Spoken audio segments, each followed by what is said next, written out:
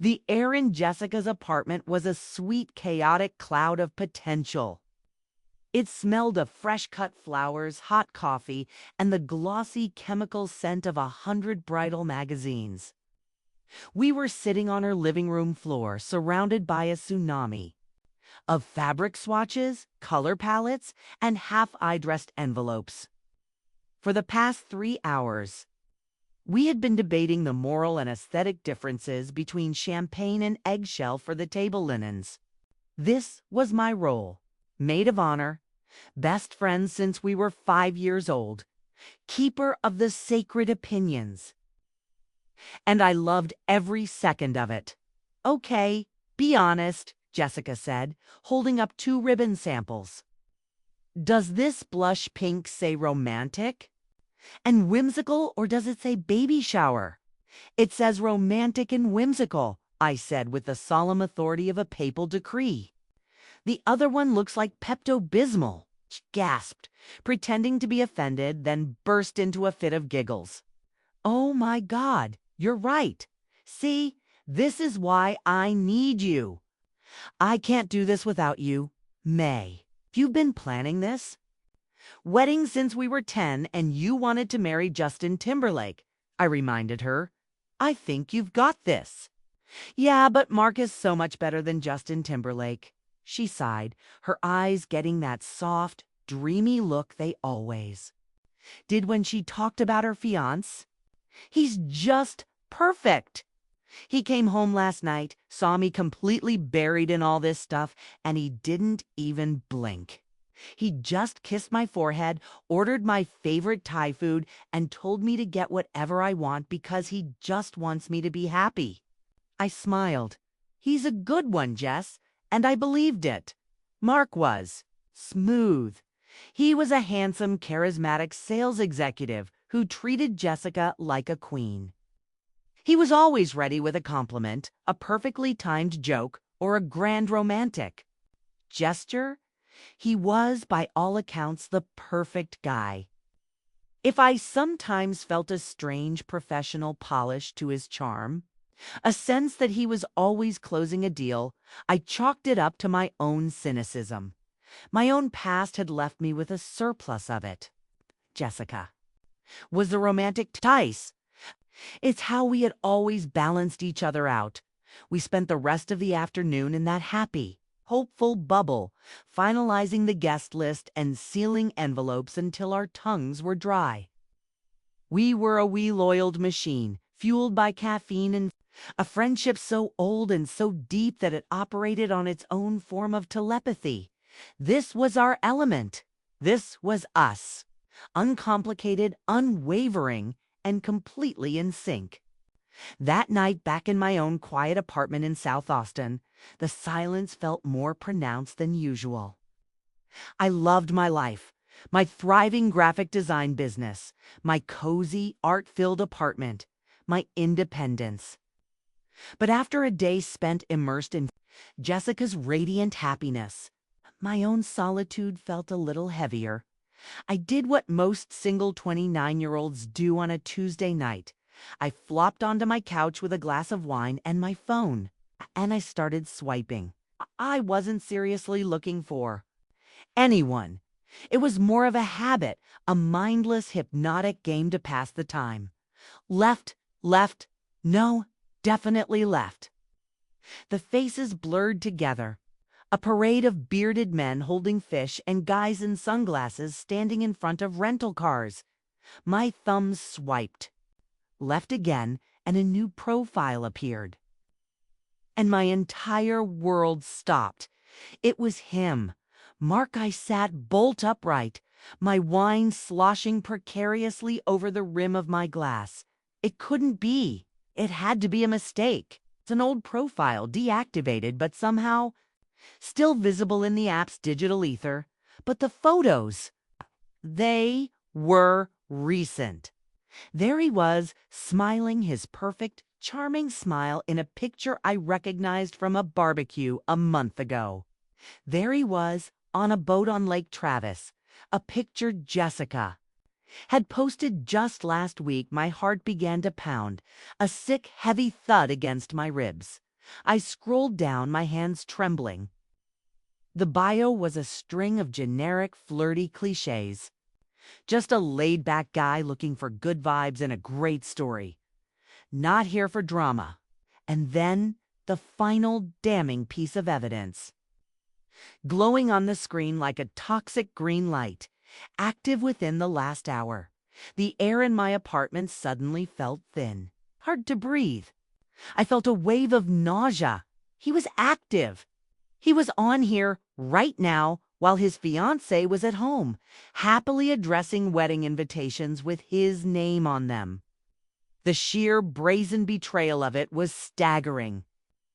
And as I stared at his smiling, deceitful face on my phone screen, the floor of my apartment gave way and I was falling. I am 24 years old. I am standing in the kitchen of the apartment I share with my then-boyfriend, David. We have been together for 3 years. I am, I believe, deeply and irrevocably in love. I am telling him about my day, about a difficult client at my first design. Job? He is at his laptop typing, only half listening. "That's crazy, babe," he says. His eyes not leaving the screen. I feel a familiar small prickle of annoyance. He has been distant lately, glued to his computer. I tell myself it's just stress from his work. I walk around the kitchen island to put my arms around his shoulders, to kiss the back of his neck. And on his screen, I see it. A chat window. Not work. It's a Facebook message from a woman I don't know. Her message reads, "Last night was amazing. Can't wait to see you again."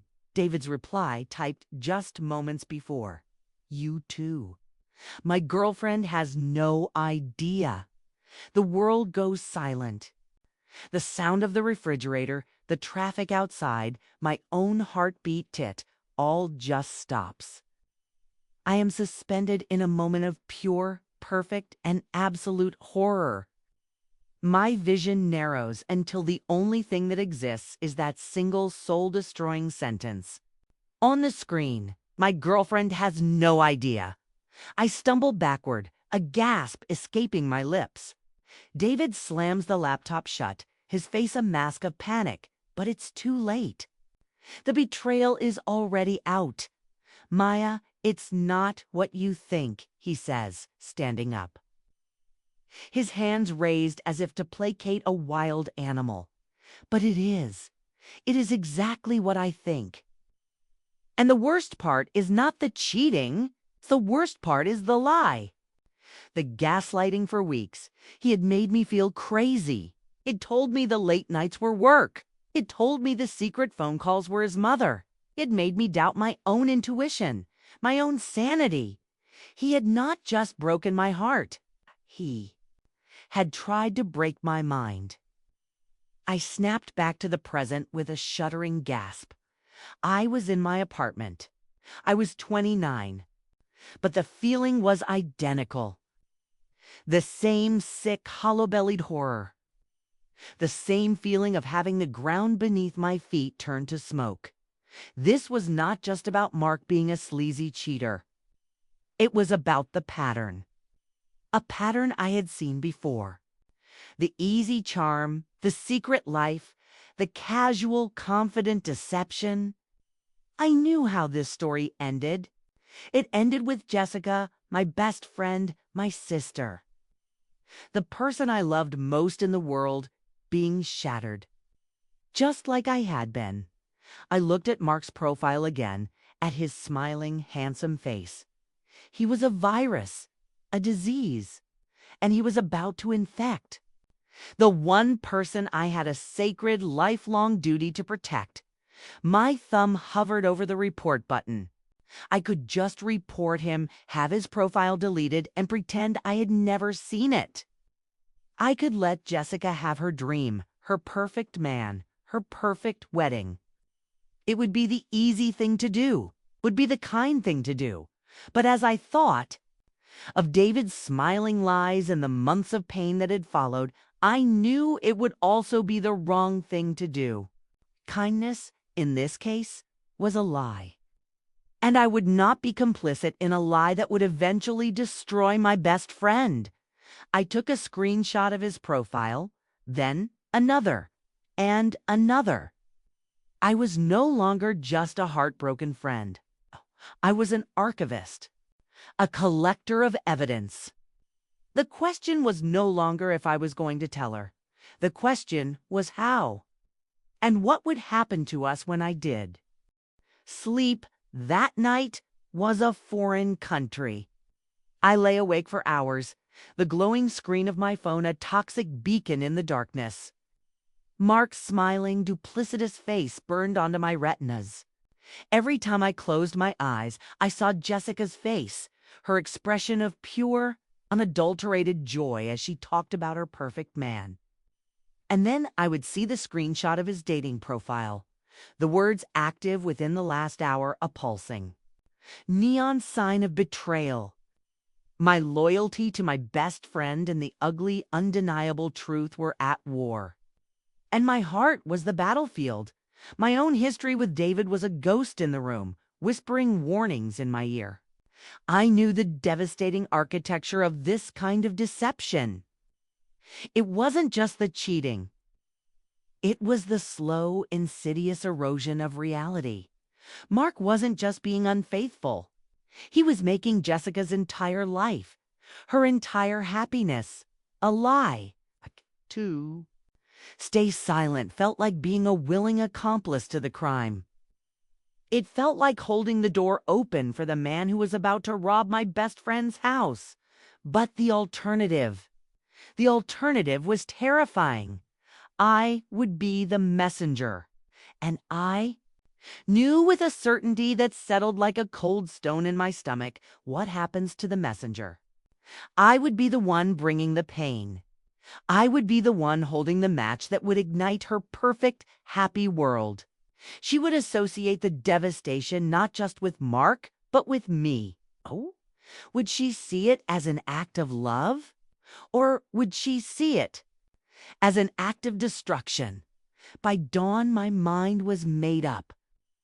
The risk of her anger was real, but the certainty of her future heartbreak if I said nothing was a burden I could not carry. My loyalty was not to her happiness. My loyalty was to her. And that meant telling her the truth, no matter how ugly. My plan needed to be methodical. Clinical. I couldn't just show her the screenshot and expect her to believe me. Mark was a professional salesman. He sold illusions for a living.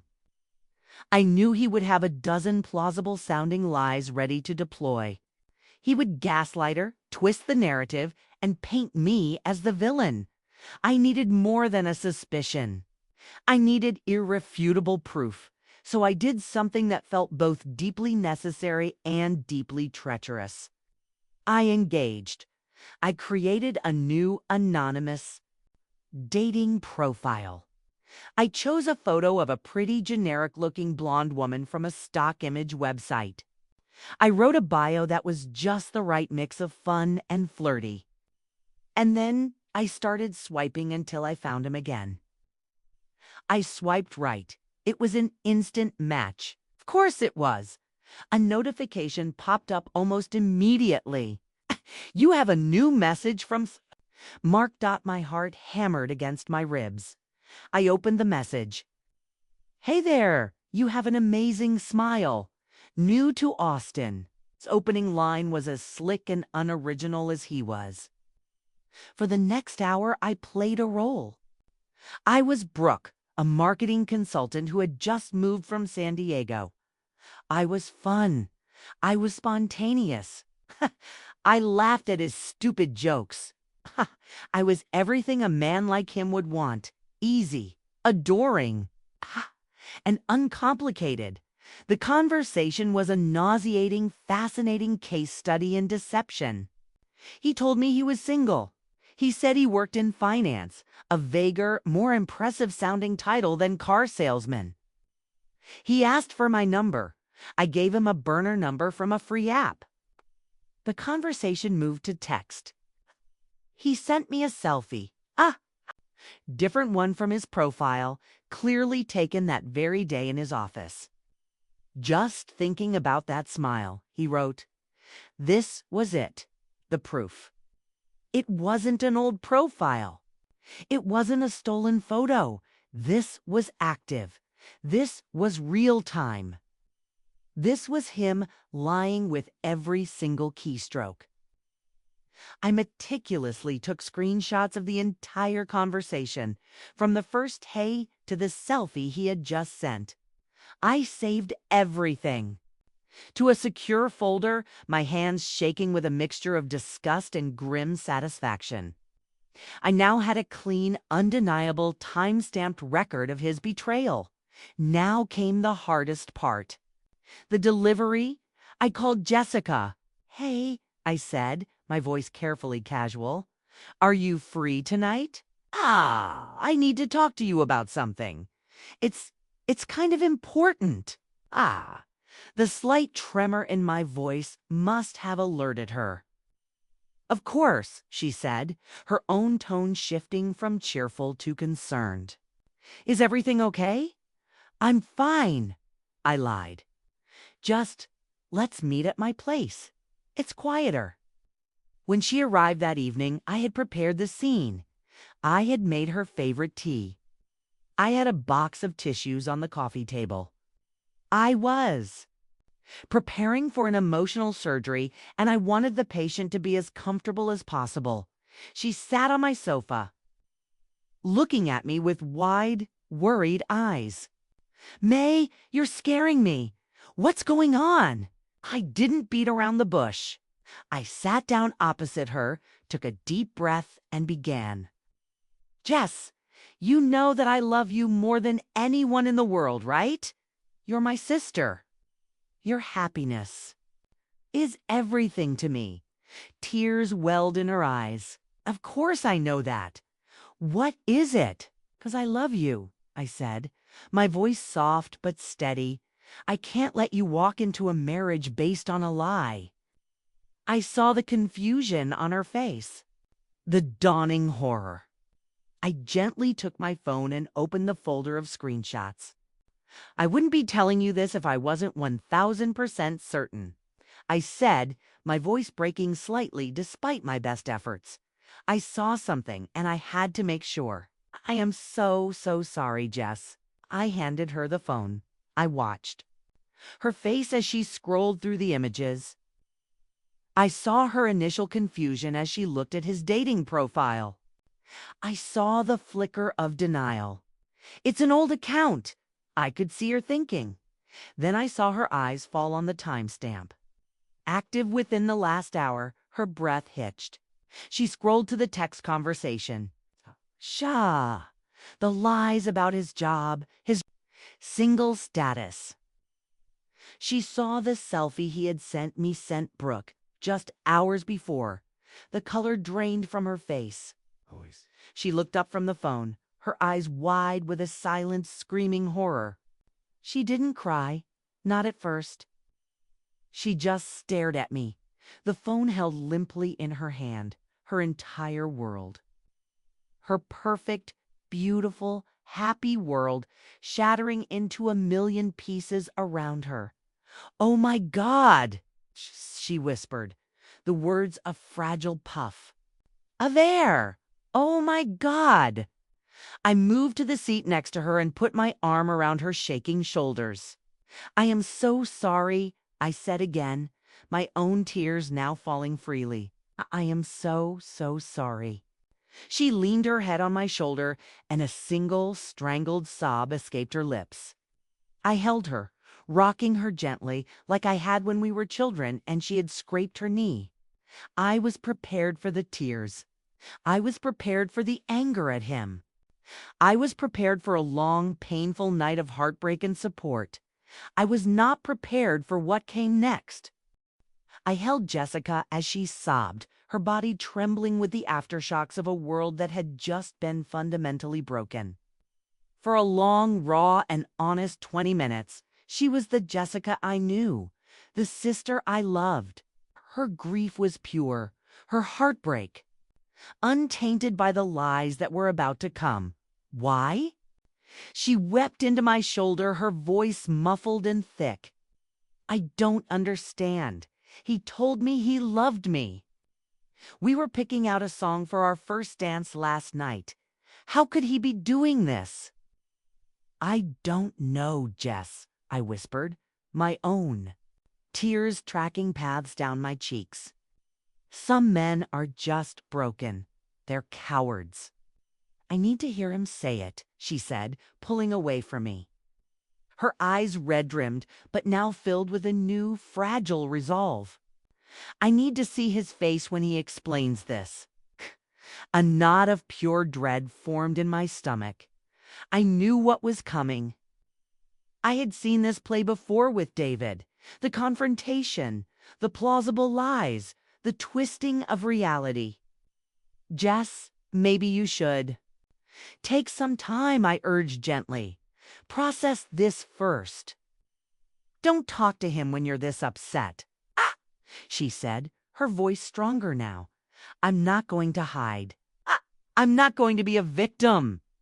She wiped her eyes and picked up her phone, her thumb hovering over his contact photo. He needs to come here, right now. He needs to look me in the eye and explain this. She was trying to be strong, to take control, but I knew she was unknowingly setting the stage for her own defeat. She was inviting the fox into the hen house to ask him if he'd been eating the chickens.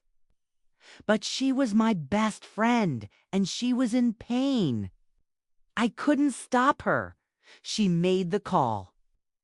10 minutes later, Mark was at the door. He didn't enter with the swagger of a guilty man caught. He entered with the pained, loving concern of a saint. His eyes went immediately to Jessica, and his face fell into a mask of perfect, tender worry. "Baby, what's wrong?" he said, his voice a soft, soothing balm. He rushed to her side, trying to pull her into a hug, but she flinched away. He looked from her tear-streaked face to me, and his expression shifted into one of cool, disappointed confusion. "Maya, what happened? What did you say to her?" In 2 sentences, he had already reframed the entire situation. He was the concerned fiancé. I was the instigator. Jessica just trembled, unable to speak, and held up my phone. The screen still glowing with the time-stamped evidence of his lies.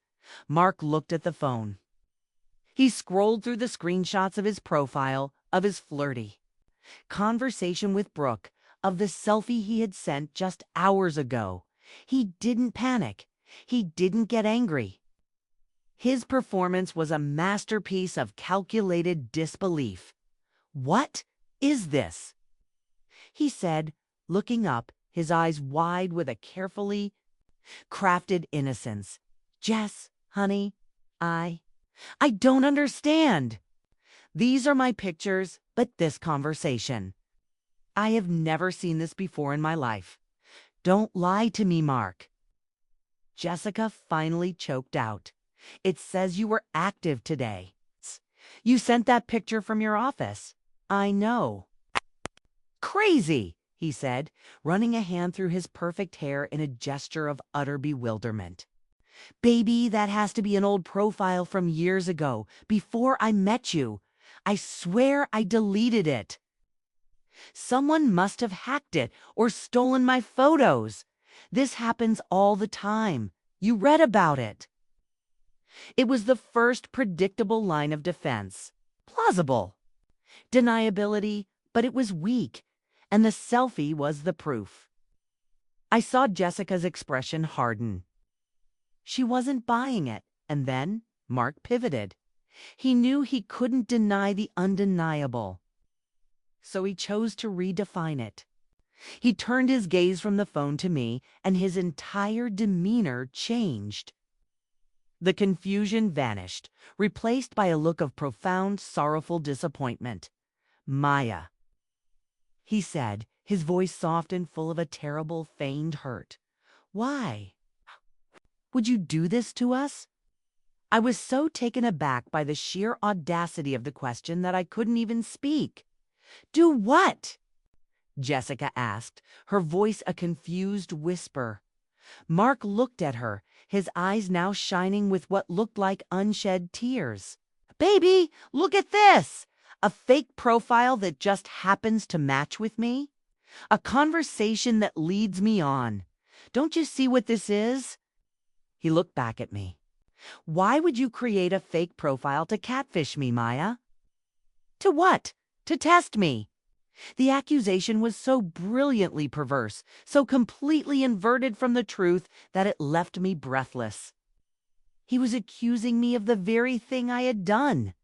To expose him, but he was framing it as a malicious, unhinged act of sabotage. I know things have been hard for you since you and David broke up, he continued, his voice dripping with a poisonous, counterfeit sympathy. He was using my own trauma as a weapon against me. I know you're not my biggest fan, but to go this far? To try and break us up a month before our wedding? Are you that jealous of our happiness? Jealous? I finally found my voice. Mark, you are a lying, cheating piece of garbage. This has nothing to do with jealousy, doesn't it? He said, turning back to Jessica, who was now looking back and forth between us. Her expression a maelstrom of confusion and dawning. Horror, baby. Think about it. She's been acting weird for weeks, hasn't she? Questioning every decision about the wedding? Being negative? She wants you to be miserable and single, just like her. She can't stand to see you happy. It was a masterstroke of gaslighting. It created a narrative, a simple, plausible story that explained everything. Story where he was the loyal, loving fiancé, and I was the bitter, lonely, jealous. Friend, it was an insane, monstrous lie. But it was a lie that offered Jessica an escape route. It offered her a way to keep her perfect man, her perfect wedding, her perfect life. All she had to do was accept the lie. All she had to do was sacrifice me. And in that moment, my best friend, the sister of my heart, made her choice. She took a step away from me towards him. Her face, which had been full of pain, now hardened into a mask of cold, righteous anger. Directed not at him, but at me. He's right, she whispered, her voice trembling with a newfound, terrible conviction. You have been weird ever since we got engaged. You never have anything good to say. You're always so critical. Jess? No, I breathed, the ground giving way beneath me. He is lying to you. Look at the evidence. What evidence? She shrieked, her voice cracking. A bunch of screenshots you probably faked. You're a graphic designer, Maya. How hard would that be for you? She took his hand, their fingers intertwining in a show of unity. A united front against me. Why are you doing this, Maya?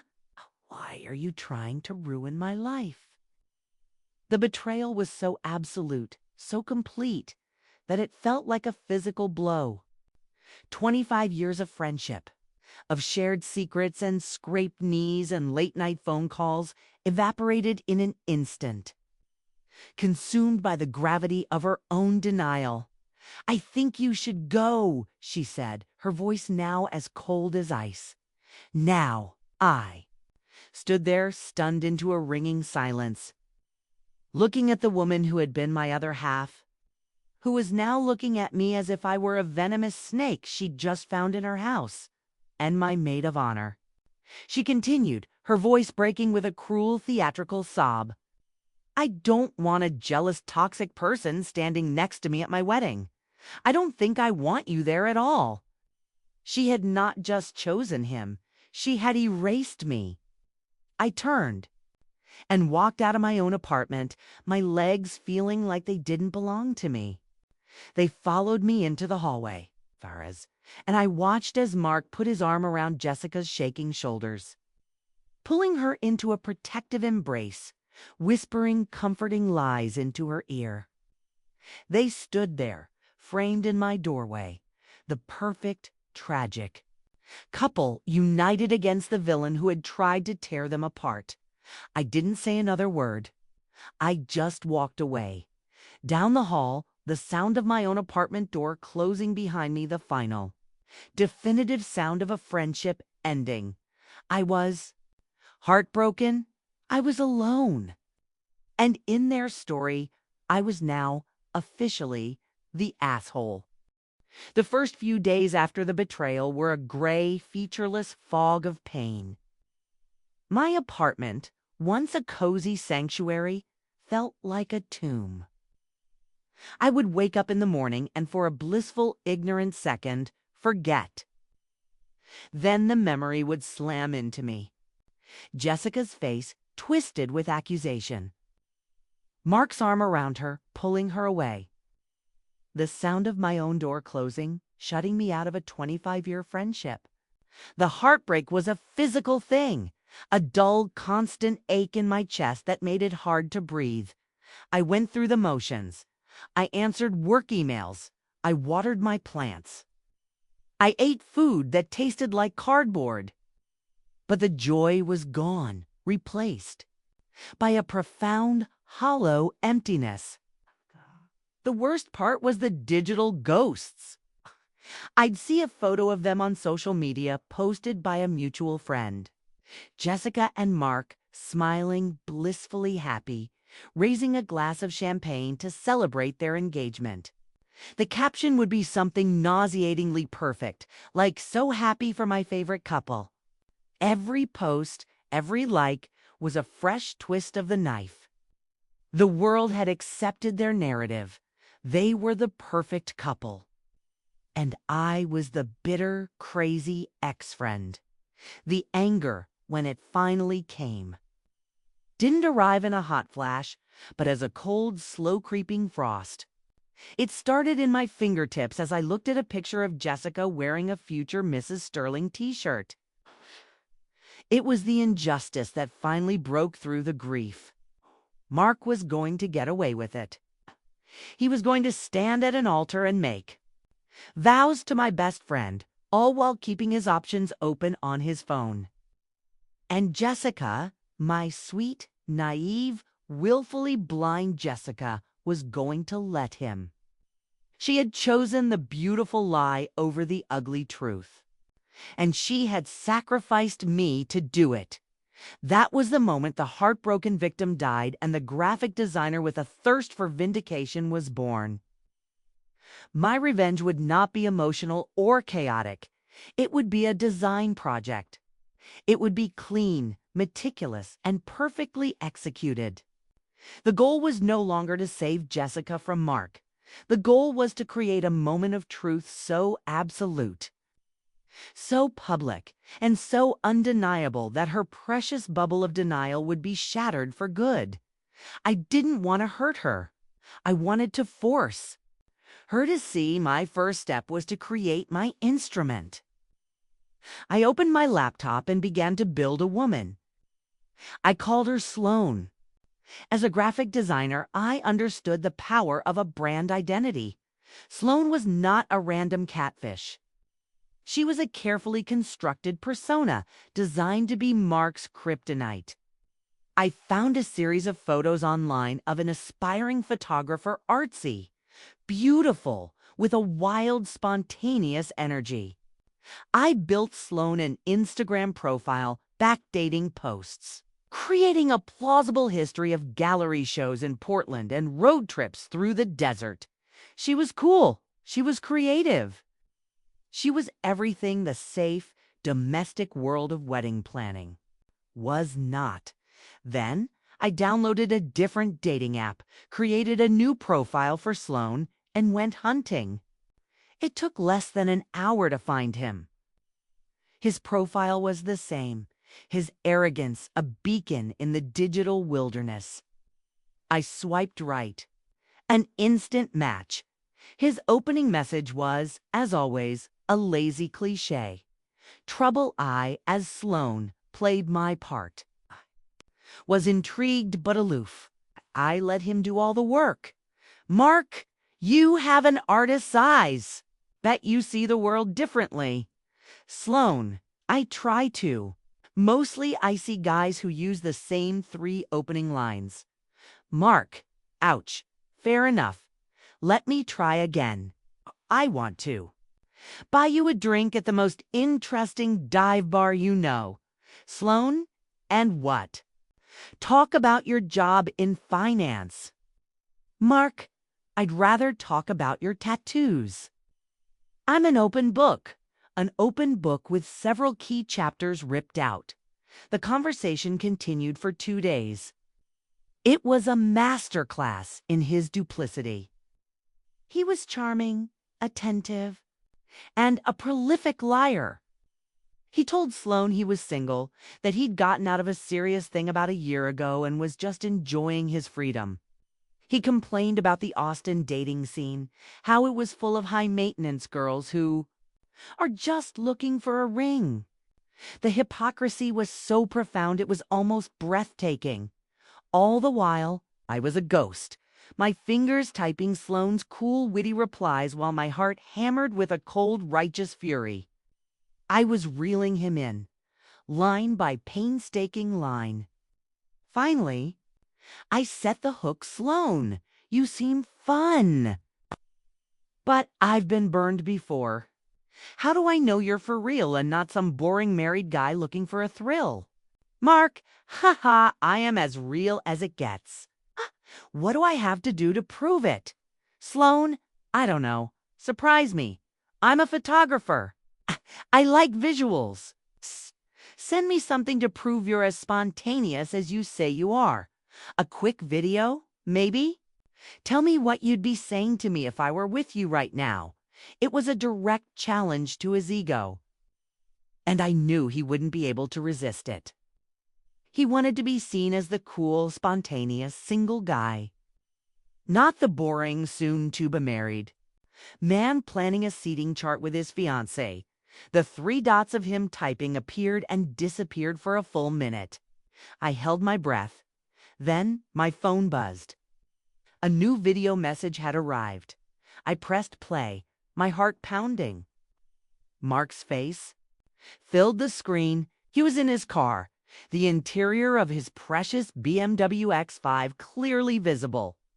He was wearing the confident, predatory smirk that I now despised more than anything in the world. He looked directly into the camera, into my eyes, and spoke. "Hey, Sloane," he said, his voice a low, intimate purr. "It's Mark. It is." He glanced at his watch, Wednesday night, 9:15. "And I'm just sitting here thinking about you." He licked his lips. "And to answer your question, if you were here right now, I wouldn't be saying anything at all." He finished with a wink so cheesy it would have been laughable if it weren't so utterly damning. I watched it once, then twice. I saved the video to my hard drive, to the cloud, and to a thumb drive. It was perfect. His face, his voice, date and time. It was a clean, undeniable, self-inflicted wound. It was the smoking gun. It was the truth in high definition. The final piece of my plan fell into my lap the next day. An e-vid appeared in my inbox, forwarded from a mutual friend. "You're invited to a happily ever after barbecue to celebrate Jessica and Mark." It was their co-ed wedding shower, their big engagement party. To be held in 2 weeks at a trendy outdoor bar in South Congress. The invitation was full of smiling photos and cutesy fonts. At the bottom, a note. "We'll be sharing a slideshow of our favorite memories, so come ready to celebrate their love story." A slideshow, a big screen, a captive audience of their closest friends and family. They were literally providing me with the stage, the projector, and the audience. I looked from the cheerful invitation on my screen to the saved video file of Mark's sleazy message. I clicked the RSVP button. Will you be attending? My fingers typed a single definitive word. Yes, the trap was set. The evidence was secured. The director was ready. All that was left was for the unsuspecting actors to walk onto the stage for the final, brutal scene. The happily ever after BBQ was being held at a trendy beer garden in South Congress. A place so aggressively curated for Instagram, it felt less like a bar and more like a movie set. String lights were draped between ancient oak trees, long. Wooden tables were covered in burlap and wildflowers. And a giant projection screen was playing a looped, saccharine slideshow of Jessica and Mark's greatest hits, kissing under a waterfall, laughing while holding puppies, clinking champagne, glasses on a ski lift. The air was thick with the scent of expensive barbecue and the cheerful, oblivious chatter of 100 of their closest friends and family. I walked in, and the joyous atmosphere seemed to curdle around me. I was a ghost at this feast, a specter of an inconvenient truth they had all chosen to forget.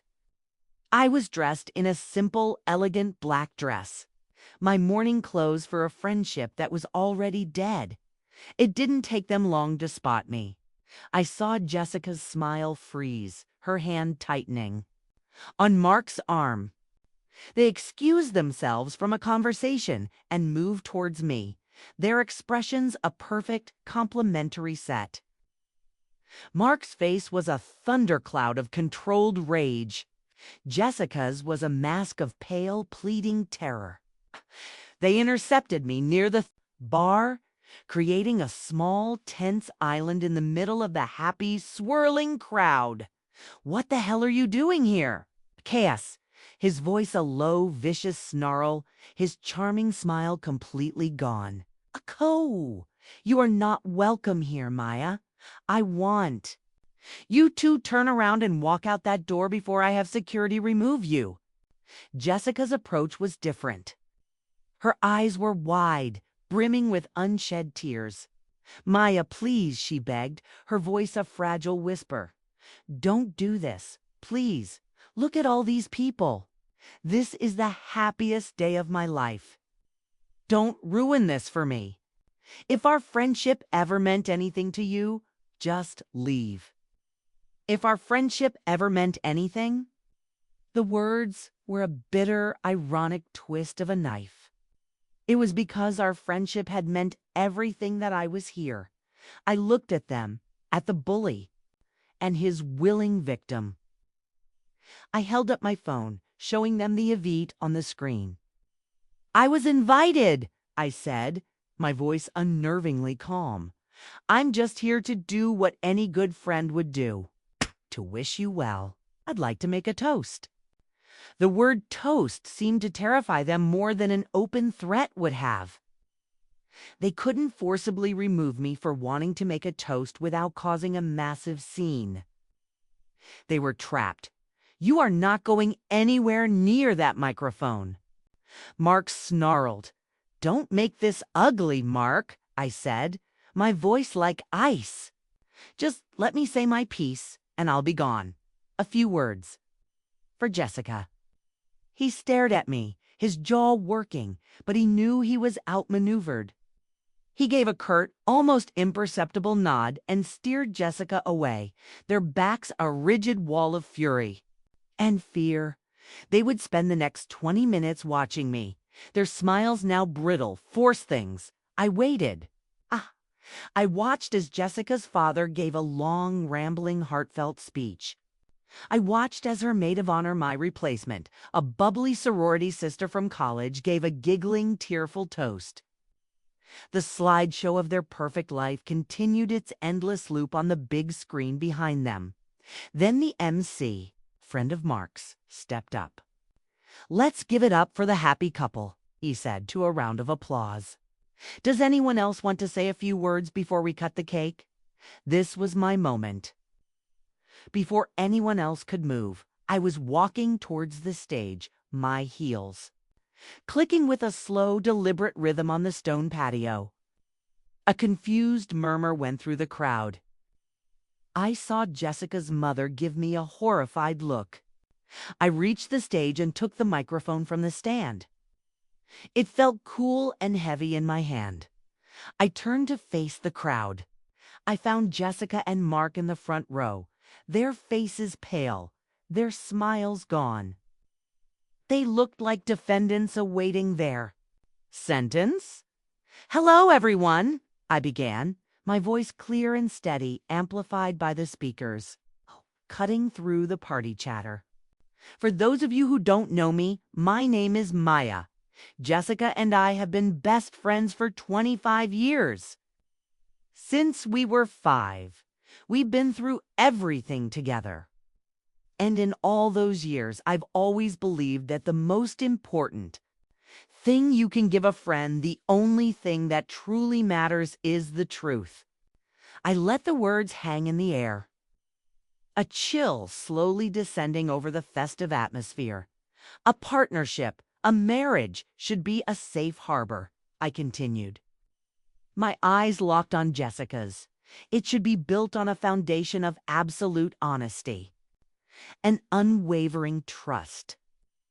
So before we all raise a glass to celebrate this union, I thought it was important that we all see the real foundation it's being built on.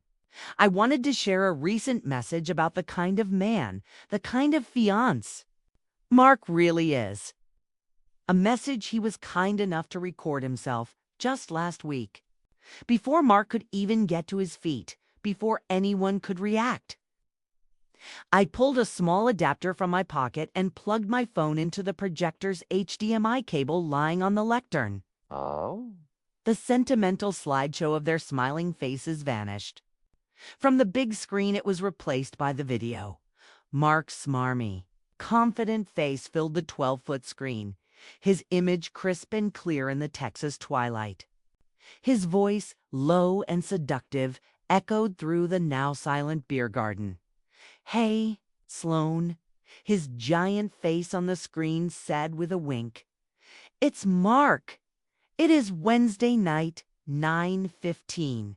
Ah, and I'm just sitting here thinking about you. And to answer your question, if you were here right now, I wouldn't be saying anything at all." The video ended and the screen went black.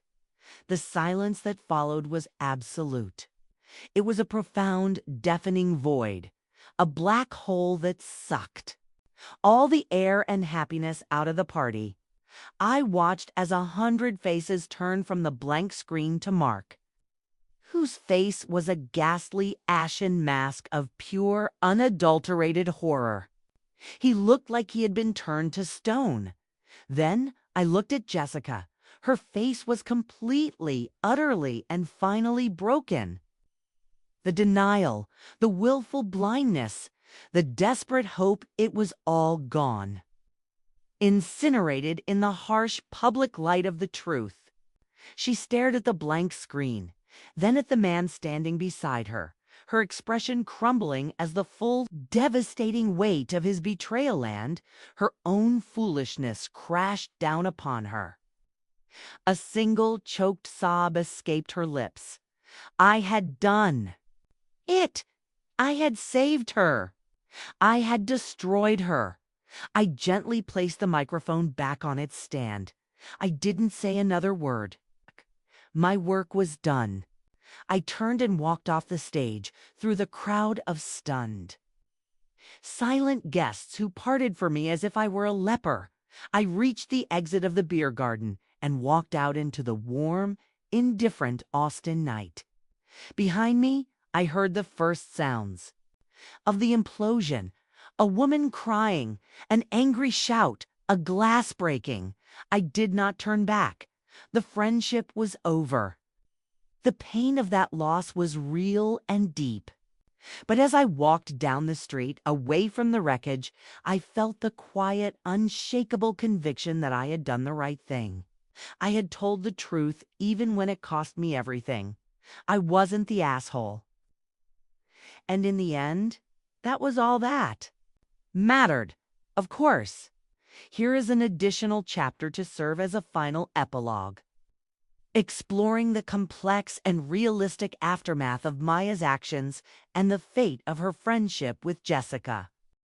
6 months is a long time. It's long enough for a city's gossip to move on to new scandals, long enough for a canceled wedding to become old news. And long enough for the raw, gaping wound of a shattered friendship to close over into a pale, tender scar. In the 6 months since the engagement party on event now whispered about in certain Austin social circles as the toast, I had heard nothing from Jessica. I had seen through the grapevine the digital evidence of the fallout. Their wedding website was taken down. Their gift registry was deleted. Her social media profile picture was changed from a beaming photo with Mark to a serene, solitary landscape. He was gone. The perfect, beautiful lie had been euthanized. I did not reach out. The ball was in her court, and frankly, I didn't expect to ever see it again. The betrayal had been too profound, the chasm it had created between us too wide. I had made my peace with it. My life continued. My business thrived. I made new friends. But there was a space in my life, a Jessica-shaped hole that had been there. For 25 years, that remained stubbornly, achingly empty. Vindicating the truth I had learned was a lonely victory. Then, on a quiet Tuesday afternoon, my phone buzzed with a text from an unknown number. "Hey, it's Jess. I know you have every reason to have blocked my old number. I was wondering if you'd be willing to meet for coffee. I have some things I need to say. If not, I understand." I stared at the message for a full 10 minutes, a war of emotions raging within me. The anger was gone, but the hurt remained, a low, protective hum. Part of me wanted to delete the message to protect the fragile peace I had built. But another part of me, the part that remembered skinned knees on the playground and shared secrets whispered in the dark, knew I had to go. We met at a small, neutral coffee shop halfway between our apartments. A place with no shared memories, no ghosts. I arrived first, choosing a small table in a quiet corner. When she walked in, my breath caught in my throat. She looked different, thinner. The radiant, almost naive glow she'd always had was gone, replaced by a quiet, somber maturity. The dream she had been so desperate to protect was dead, and she was the survivor of its wreckage. The first few minutes were excruciatingly awkward. We ordered our coffees, the mundane transaction a welcome buffer against the heavy silence between us. We talked about the weather, about a new restaurant that had opened. We were like two polite strangers, the easy telepathic shorthand of our lifelong friendship, now a forgotten language. Finally, she put her cup down and looked at me.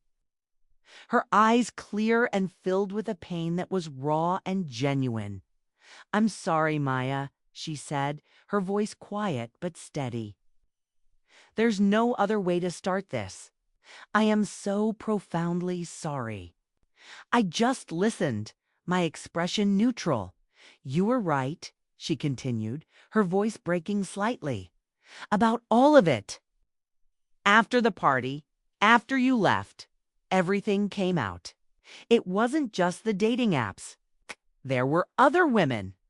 There was money he had borrowed from my parents. It was all a lie. The whole thing. He was a predator. And I was so desperate for the fairy tale that I let him turn you into the villain." Tears began to trace paths down her cheeks, but she didn't bother to wipe them away.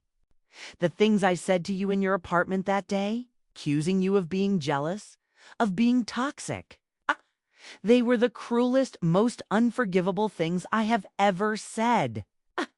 I was in pain, and I was terrified, and I made you the target. You were trying to protect me, and I crucified you for it. I am so, so sorry for that, more than for anything else. Apology was real. I could feel it.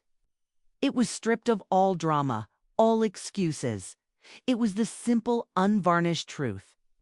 A wave of relief, so profound it almost made me dizzy, washed over me. The asshole verdict, the one I had been so sure of, was now official. "Thank you for saying that, Jess," I said softly. "I miss you," she whispered, her voice thick with tears. "I miss my best friend." And there it was, the crossroads. The moment where I could say, "I miss you too." And we could fall into each other's arms and pretend that the last 6 months had never happened. The old Maya, the one who had existed before that night, would have done it in a heartbeat. But I was not the old Maya, and our friendship was not the old friendship. "I miss you, too," I said, and it was the truth.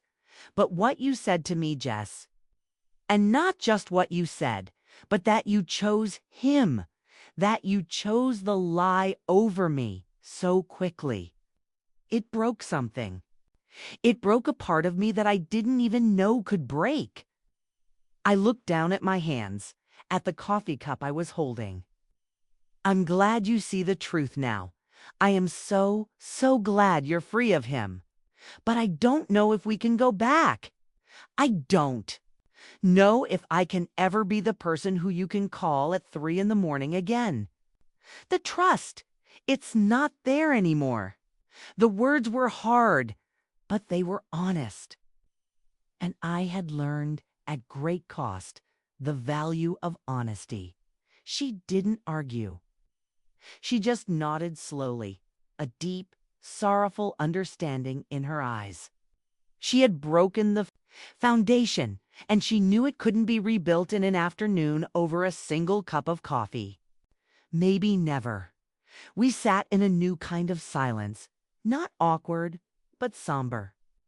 It was the silence of two survivors, looking at the ashes of something beautiful that had burned down. When we left, we stood on the sidewalk for a moment. "Take care of yourself, May," she said. "You too, Jess," I replied. We didn't hug. We just gave each other a small, sad smile. And then we turned and walked in opposite directions. As I walked home under the bright Austin sun, I didn't feel happy. But I didn't feel sad either. The fiery satisfaction of my revenge was gone. The cold ache of my lost friendship had been replaced by a quiet, realistic peace. I had done the right thing, and I had accepted the consequences. Our friendship wasn't a fairy tale with a happy ending. It was a real story with a complicated, painful, and deeply human ending. And sometimes I was learning that was enough. 6 months is a long time. It's long enough for a city's gossip to move on to new scandals, long enough for a canceled wedding to become old news. And long enough for the raw, gaping wound of a shattered friendship to close over into a pale, tender scar. In the 6 months since the engagement party on event now whispered about in certain Austin social circles as the toast, I had heard nothing from Jessica. I had seen through the grapevine the digital evidence of the fallout. Their wedding website was taken down. Their gift registry was deleted. Her social media profile picture was changed from a beaming photo with Mark to a serene, solitary landscape. He was gone. The perfect, beautiful lie had been euthanized. I did not reach out. The ball was in her court, and frankly, I didn't expect to ever see it again. The betrayal had been too profound, the chasm it had created between us too wide. I had made my peace with it. My life continued. My business thrived. I made new friends. But there was a space in my life, a Jessica-shaped hole that had been there. For 25 years, that remained stubbornly, achingly empty. Vindicating the truth I had learned was a lonely victory. Then, on a quiet Tuesday afternoon, my phone buzzed with a text from an unknown number. "Hey, it's Jess. I know you have every reason to have blocked my old number. I was wondering if you'd be willing to meet for coffee. I have some things I need to say. If not, I understand." I stared at the message for a full 10 minutes, a war of emotions raging within me. The anger was gone, but the hurt remained, a low, protective hum. Part of me wanted to delete the message to protect the fragile peace I had built. But another part of me, the part that remembered skinned knees on the playground and shared secrets whispered in the dark, knew I had to go. We met at a small, neutral coffee shop halfway between our apartments. A place with no shared memories, no ghosts. I arrived first, choosing a small table in a quiet corner. When she walked in, my breath caught in my throat. She looked different, thinner. The radiant, almost naive glow she'd always had was gone, replaced by a quiet, somber maturity. The dream she had been so desperate to protect was dead, and she was the survivor of its wreckage. The first few minutes were excruciatingly awkward. We ordered our coffees, the mundane transaction a welcome buffer against the heavy silence between us. We talked about the weather, about a new restaurant that had opened. We were like two polite strangers, the easy telepathic shorthand of our lifelong friendship, now a forgotten language. Finally, she put her cup down and looked at me. Her eyes clear and filled with a pain that was raw and genuine. "I'm sorry, Maya," she said, her voice quiet but steady. "There's no other way to start this. I am so profoundly sorry. I just listened, my expression neutral. You were right," she continued, her voice breaking slightly, "about all of it. After the party, after you left, everything came out. It wasn't just the dating apps. There were other women. There was money he had borrowed from my parents. It was all a lie. The whole thing. He was a predator. And I was so desperate for the fairy tale that I let him turn you into the villain." Tears began to trace paths down her cheeks, but she didn't bother to wipe them away. "The things I said to you in your apartment that day, accusing you of being jealous, of being toxic, they were the cruelest, most unforgivable things I have ever said. I was in pain, and I was terrified, and I made you the target. You were trying to protect me, and I crucified you for it. I am so, so sorry for that, more than for anything else." Apology was real. I could feel it. It was stripped of all drama, all excuses. It was the simple, unvarnished truth. A wave of relief, so profound it almost made me dizzy, washed over me. The asshole verdict, the one I had been so sure of, was now official. "Thank you for saying that, Jess," I said softly. "I miss you," she whispered, her voice thick with tears. "I miss my best friend." And there it was. The crossroads. The moment where I could say, "I miss you too." And we could fall into each other's arms and pretend that the last 6 months had never happened. The old Maya, the one who had existed before that night, would have done it in a heartbeat. But I was not the old Maya, and our friendship was not the old friendship. "I miss you, too," I said, and it was the truth.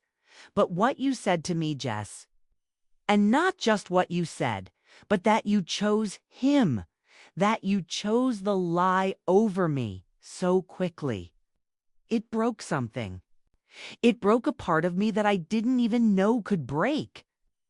I looked down at my hands, at the coffee cup I was holding.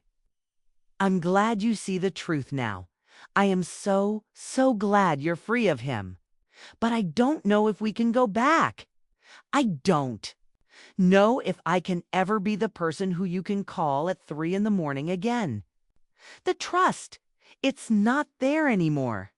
The words were hard, but they were honest. And I had learned at great cost the value of honesty. She didn't argue. She just nodded slowly, a deep, sorrowful understanding in her eyes. She had broken the foundation, and she knew it couldn't be rebuilt in an afternoon over a single cup of coffee. Maybe never. We sat in a new kind of silence, not awkward, but somber. It was the silence of two survivors, looking at the ashes of something beautiful that had burned down. When we left, we stood on the sidewalk for a moment. "Take care of yourself, May," she said. "You too, Jess," I replied. We didn't hug. We just gave each other a small, sad smile. And then we turned and walked in opposite directions. As I walked home under the bright Austin sun, I didn't feel happy. But I didn't feel sad either. The fiery satisfaction of my revenge was gone. The cold ache of my lost friendship had been replaced by a quiet, realistic peace. I had done the right thing, and I had accepted the consequences. Our friendship wasn't a fairy tale with a happy ending. It was a real story with a complicated, painful, and deeply human ending. And sometimes I was learning that was enough.